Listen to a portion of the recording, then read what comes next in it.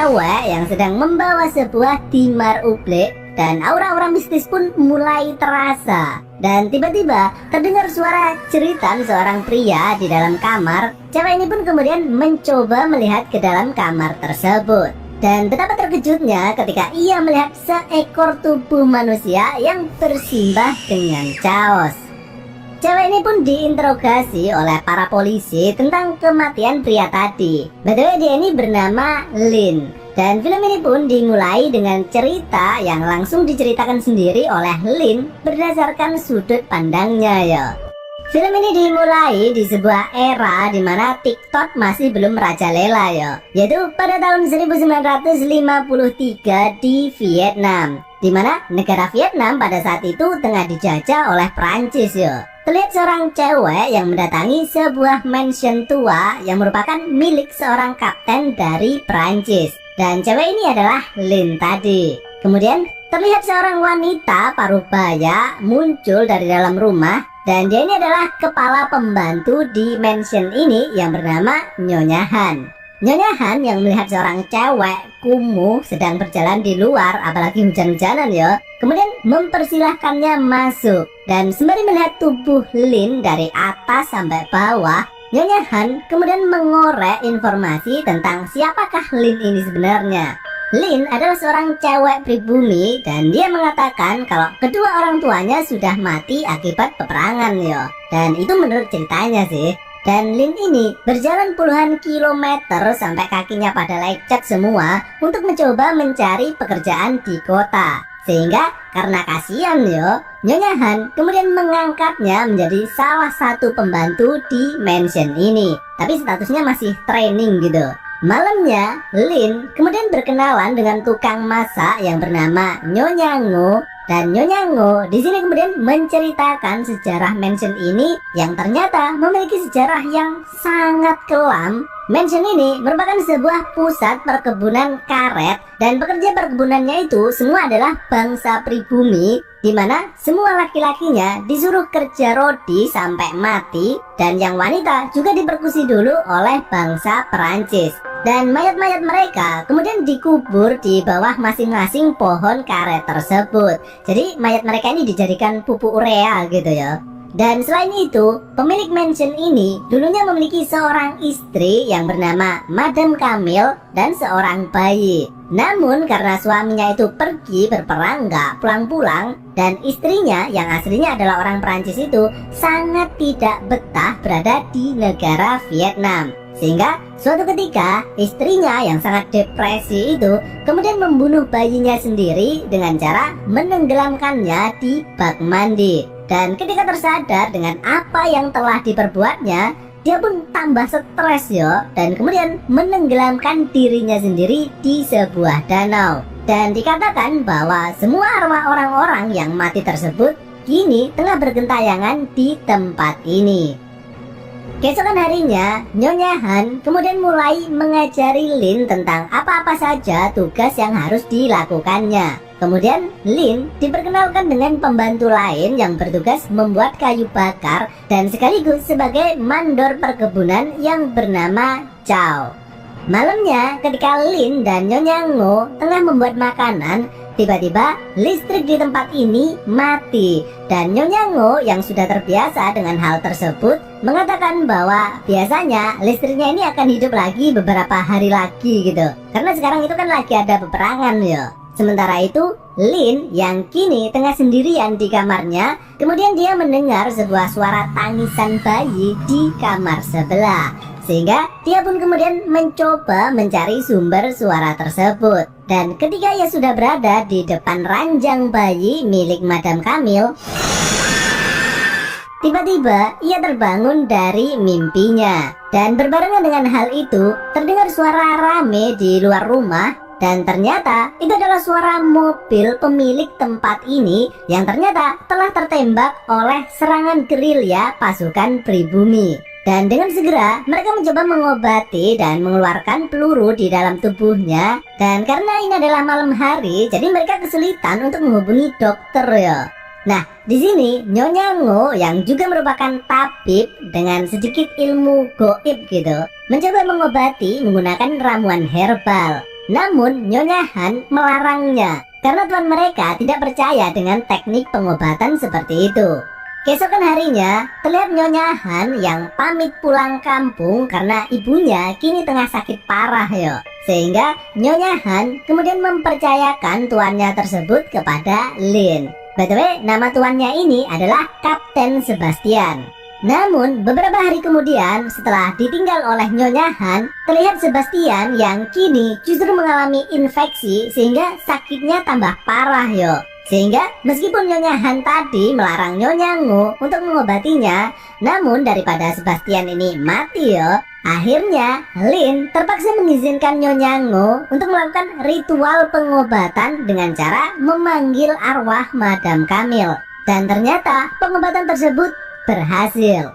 Keesokan harinya, terlihat Sebastian yang kini sudah tersadar dan mulai saat itu Lin yang diberi tanggung jawab oleh Nyonya Han kini sering menghabiskan waktunya bersama dengan Sebastian. Mulai dari memandikannya, menemani makan, main Mobile Legends bareng-bareng. Bahkan suatu ketika pas ada salah seorang perwira yang hendak memperkusi Lin, Sebastian ini tanpa segan-segan menodongkan pistol kepada anak buahnya tersebut. Yang notabene mereka ini adalah bangsanya sendiri ya. Sementara Lin ini kan justru orang pribumi toh. Sehingga lama-kelamaan muncullah rasa suka antara kedua insan ini.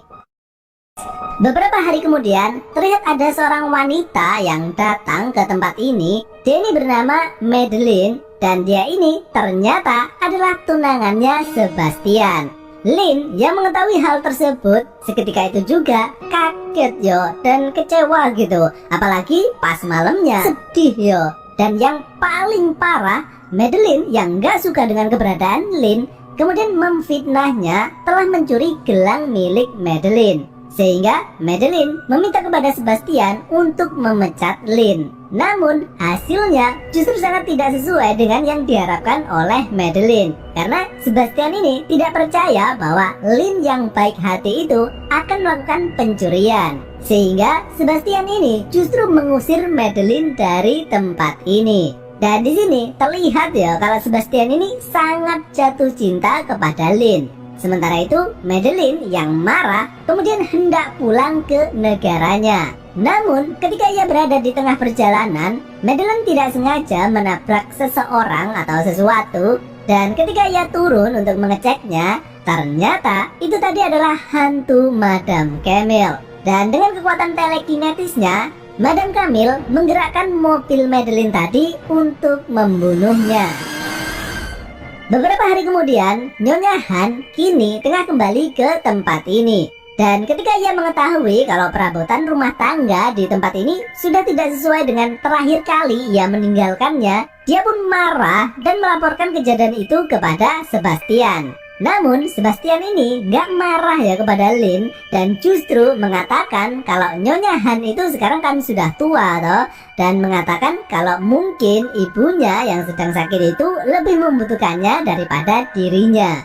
Sehingga dia pun kemudian disuruh untuk istirahat saja kembali ke rumahnya. Alias secara halusnya itu dia ini dipecat ya. Dan posisinya tersebut kemudian diberikan kepada Lin. Nyonya Han yang sangat marah dengan keputusan tuannya tersebut kemudian pulang dengan jalan kaki menyusuri hutan karet tadi. Dan di sini sekali lagi muncul hantu Madam Kamil yang kemudian langsung membunuh Nyonya Han. Dan buat kalian yang bertanya-tanya kenapa orang-orang tadi dibunuh oleh hantu Madam Kamil, silahkan ditonton terus sampai habis biar kalian tahu ceritanya ya.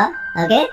Nah, keesokan harinya, Lin yang sedang berjalan di areal perkebunan kemudian tidak sengaja melihat Chow yang sedang melakukan pekerjaannya sebagai seorang mandor. Dan di sini Lin kemudian menyaksikan kekejaman Chow yang bertindak semena-mena kepada para pekerja perkebunan yang notabene adalah sesama orang pribumi yo.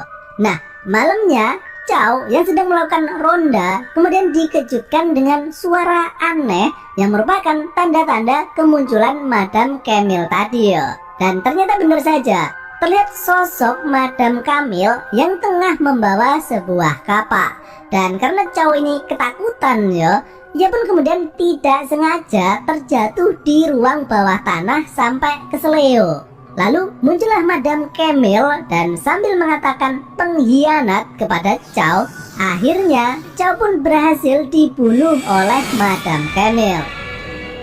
Sementara itu, Sebastian yang kini sudah sembuh dari lukanya, akhirnya dia diharuskan untuk aktif lagi bertugas di garis depan untuk memimpin peperangan. Namun, Lin yang memiliki firasat buruk kemudian mencegahnya agar ia tidak pergi berperang. Dan keesokan harinya, barulah scene kembali ke awal film tadi, yaitu ketika Lin tengah menuju ke ruangan Sebastian, terdengar suara jeritan Sebastian. Dan akhirnya Lin menemukan Sebastian telah mati dengan keadaan bersimbah darah. Jadi bisa disimpulkan kalau Sebastian tadi juga dibunuh oleh Madame Camille ya. Dan itulah akhir dari cerita Lin tadi kepada para polisi yang menginterogasinya. Tapi jangan beranjak dulu ya, karena ceritanya belum berakhir di sini, Rek. Lin tadi kemudian pulang dan di sini kita diperlihatkan kalau Lin tengah menemui seorang pria dan dia ini adalah kakaknya. Dan disinilah plot twist film ini mulai berjalan yo. Jadi cerita Lin tadi yang mengatakan kalau orang tuanya itu mati akibat peperangan itu adalah bohong. Dan yang sebenarnya terjadi adalah dulu orang tua Lin adalah termasuk pekerja di perkebunan ini. Dan ketika mereka hendak melarikan diri bersama dengan anak-anaknya, mereka itu menceritakan rencana kaburnya itu kepada Nyonya Han dan juga Chow. Namun mereka justru menjual informasi tersebut kepada tuannya. Jadi mereka itu adalah pengkhianat bangsa mereka sendiri gitu. Yang akhirnya membuat orang tua Lin ini kemudian dieksekusi sebagai contoh kepada orang-orang yang hendak melarikan diri. Dan Lin beserta kakaknya ini harus menyaksikan hal tersebut.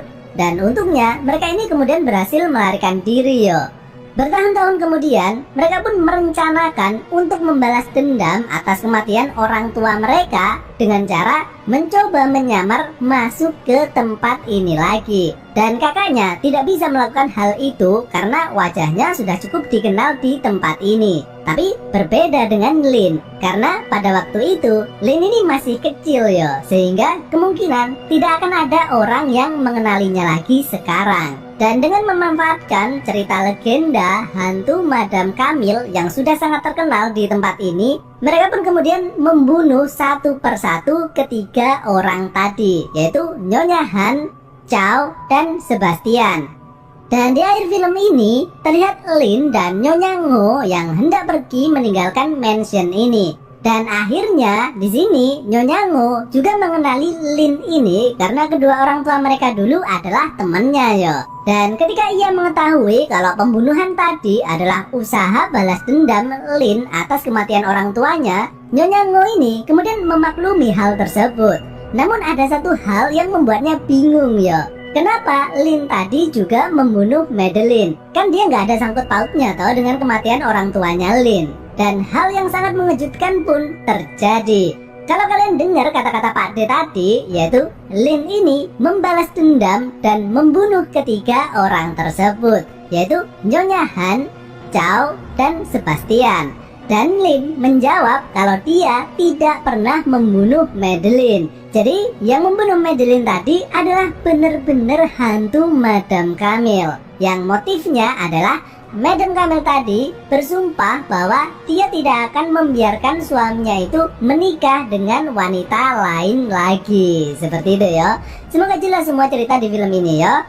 Dan akhirnya film ini pun ditutup dengan Lin yang meninggalkan tempat tersebut. Dan film ini pun berakhir.